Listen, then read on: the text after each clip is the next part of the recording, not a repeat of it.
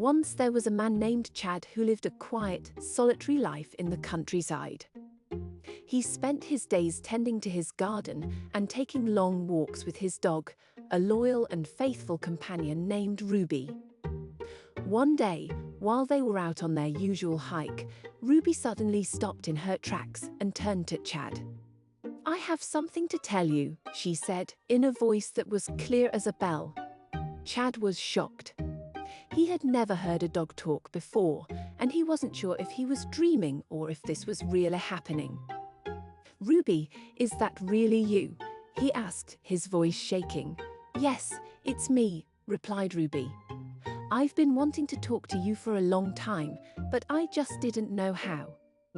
As they walked, Ruby told Chad all about her adventures and her thoughts on life. Chad listened in amazement, and soon he found himself confiding in Ruby as if she were an old friend. But as the days went by, Chad started to feel like he was losing his mind. He couldn't stop thinking about Ruby's words, and he began to see and hear things that couldn't possibly be real. He became paranoid and reclusive, and his once pristine garden fell into disrepair. As time passed, Chad's friends and family grew worried about him.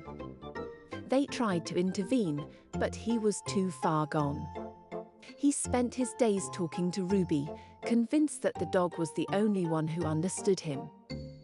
In the end, Chad was found wandering the streets, ranting and raving about the talking dog that had driven him to madness. And though Ruby had brought him great joy in the beginning, she ultimately became the source of his undoing.